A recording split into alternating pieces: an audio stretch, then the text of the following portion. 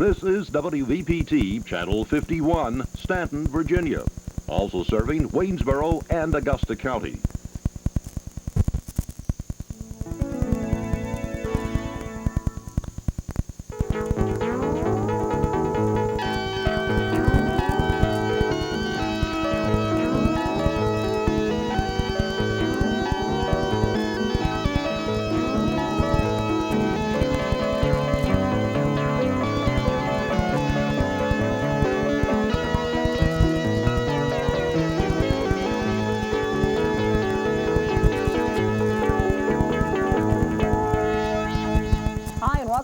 Assignment the World for the week of January 7th, 1988. I'm Ginny Batchelor. Our top story this week, a new year brings new tensions in the Middle East. Moderate Palestinian leaders are threatening civil disobedience as a response to what they see as the excessive actions of Israel. Israeli soldiers have killed 24 Arabs during several weeks of violence on the West Bank and the Gaza Strip. Both are small but important sections of land seized by Israel during the Middle East War in 1967. The rioting there stems in large part from Palestinian desires to win a homeland of their own. Israeli soldiers have tried to calm the violence with violence. The use of live ammunition has drawn widespread condemnation. Israel's major ally, the U.S., and its only Arab friend, Egypt, are both warning Israel that its actions will only inflame the situation. 346 years ago this week, January 8, 1642, the Italian astronomer Galileo died. He is considered the founder of modern experimental science. Galileo is credited with major improvements in the technology and use of telescopes, increased knowledge of the Milky Way and the Moon, and he invented an early type of compass. He spent the last years of his life under house arrest after an inquisition found him guilty of being against the church. Officials in 3 states say it may be weeks before they know the full effects of a million-gallon oil spill near Pittsburgh. The fuel leaked from an Ashland Oil Company tank that collapsed Saturday. The fuel splashed into the Monongahela River and quickly spread toward the Ohio River. Thousands of residents who rely on those rivers for their drinking water have had to rely on bottled water and supplies from communities not affected. Officials say it will be at least several days before enough of the oil can be removed or diluted to allow water companies to resume supplying customers. Taxes on goods traded between the U.S. and Canada may soon be a subject mentioned only in history books. President Reagan and Canadian Prime Minister Brian Mulroney have signed an agreement that would phase out all trade tariffs over a 10-year period. If approved by Congress and the Canadian Parliament, the pact would affect the prices of automobiles, energy, and a number of agricultural products sold on both sides of the border. U.S. farmers are particularly happy with the agreement. Many feel it will help them to be more competitive with Canadian growers. However, hundreds of Canadians have already protested the trade treaty, claiming it will give the U.S. too much of an advantage and cost many Canadians their jobs. Canadian fishermen are equally angry about a second agreement announcement. Recently, Canada has now banned the hunting of white-coated baby harp and blueback hooded seals. The action follows threats of trade restrictions from the European Economic Community and protests by animal rights activists. Fishermen claim the seal population must be controlled to prevent up to $23 million in damage to nets, fish populations, and in the spread of disease.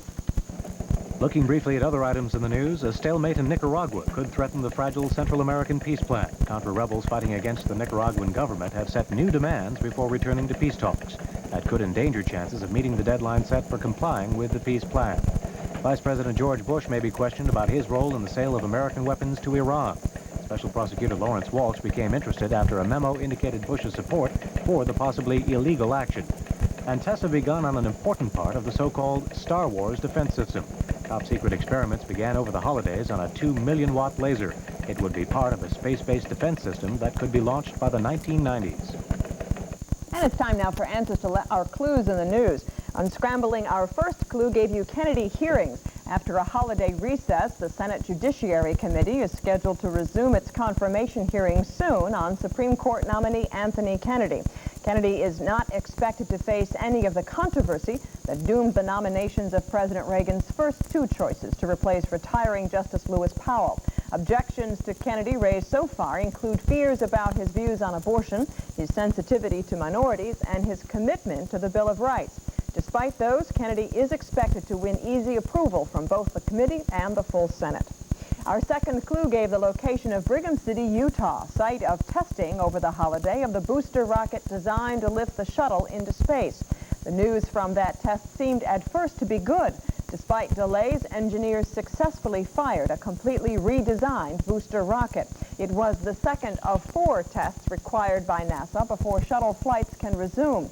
However, problems discovered after the firing have added new delays that seem certain to postpone the next shuttle launch beyond the target date in June. And filling in the blanks on our third clue gave you a new year. Most cultures celebrate the ending of one year and the beginning of another, though not always on the same day. Several thousand years ago, the beginning of spring marked the new year. In 153 B.C., the Romans changed that to January 1st, the date elected officials took office. That change didn't become popular until 1582, when Pope Gregory created the calendar we use today. For Jews, the new year 5749 won't begin until September 12th. The Chinese measure their new year by the sunset on the day of the second moon following the winter solstice. For them, this will be 4686, the year of the dragon. Time now for our first pop quiz. In our story about renewed violence in the Mideast, we told you Israel has arrested hundreds of rioting Palestinians in the Gaza Strip, the Golan Heights, Jerusalem.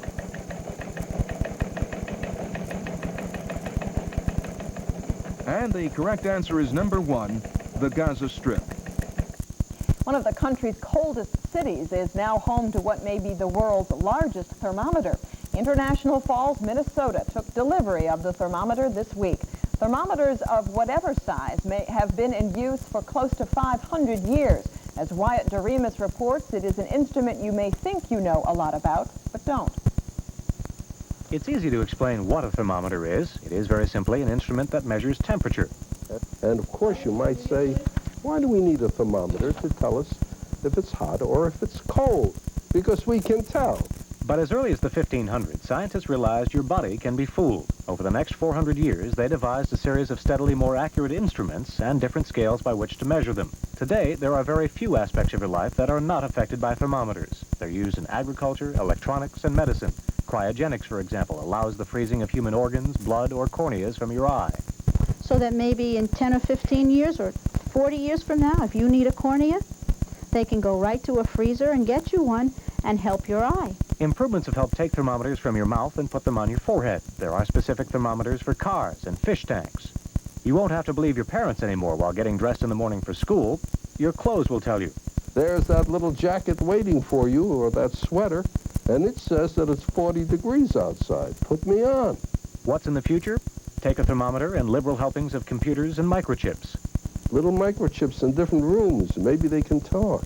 And every once in a while they hear, living room temperature 85, and you know, oh my goodness, we didn't put on the air conditioner there.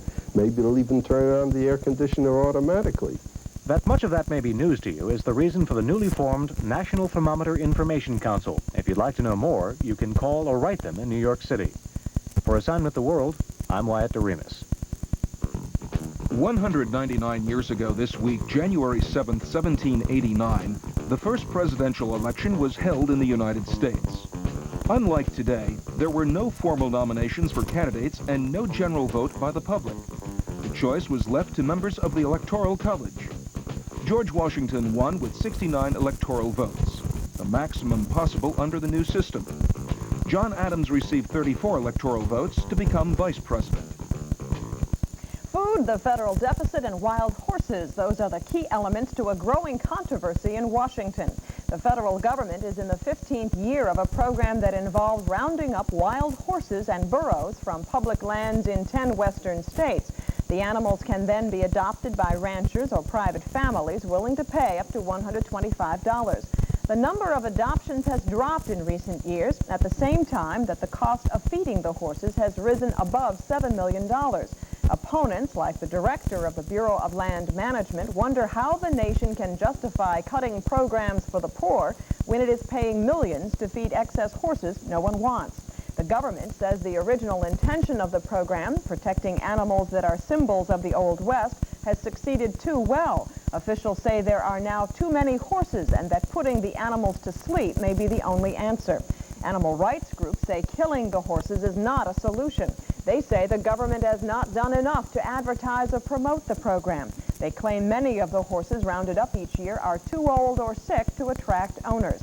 If those policies are changed, they say the program can work the way it was intended. Well, what do you think? Should the government's wild horse program continue? Write and let us know how you feel. We'd like to hear from each one of you. More than 3,300 of you answered our question, should schools bring back dress codes and uniforms? The majority of you, 88.3%, said no. Schools should not bring back dress codes and uniforms, while 8.9% said yes, more schools should adopt a uniform style. 2.8% were undecided. A number of you against the idea of uniforms and dress codes referred to the ongoing celebration and increased awareness of the Constitution. Emily Perini of Concord, Massachusetts writes, isn't the way you dress one form of self-expression, a basic right like our freedom of speech? Some of you chose unusual ways to say clothes are a means to becoming an individual. Christy Martin joined with classmates from Hamburg, New York to write, some people like to be original and stand out from the crowd. Others had practical reservations or objections to wearing blue pants and dress shirts each school day. David Golding of Anaheim, California writes, I live in California and I wear shorts every day. And for some, objections come from personal experience. Amy Beck of Hastings, Nebraska writes, my friends and I go to a Catholic school and have to wear uniforms. They are uncomfortable and no fun to wear.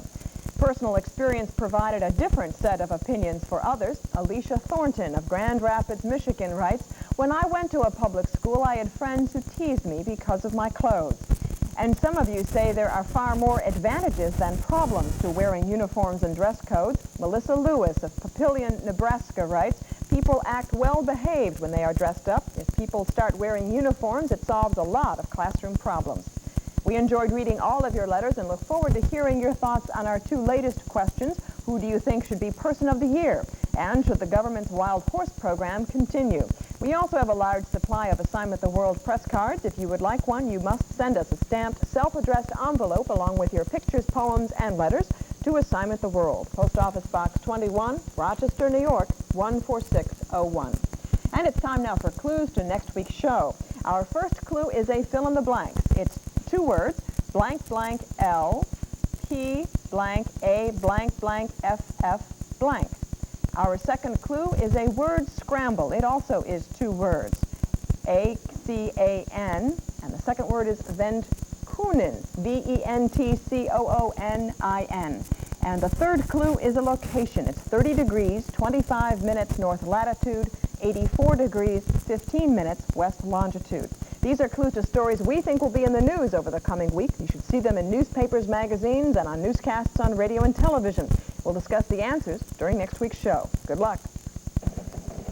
Time now for our second pop quiz. In our story about the investigation of the Iran-Contra affair, we told you a special prosecutor may question President Reagan, Vice President Bush, Lawrence Walsh. And the correct answer is number 2, Vice President Bush. Finally, if the holidays have made you hanker for something different on your dinner plate, you might try Mesopotamian. Researchers at Yale have turned up 3 clay slabs full of recipes that Babylonian chefs used 3,600 years ago. At least one scholar says the tablets show a cuisine of striking richness. What did they eat that long ago? One recipe called for leeks, garlic, onions, milk, mutton, and a teru bird. That's it for this week's show. From all of us here at Assignment the World, I'm Ginny Batchelor. We'll see you again next week.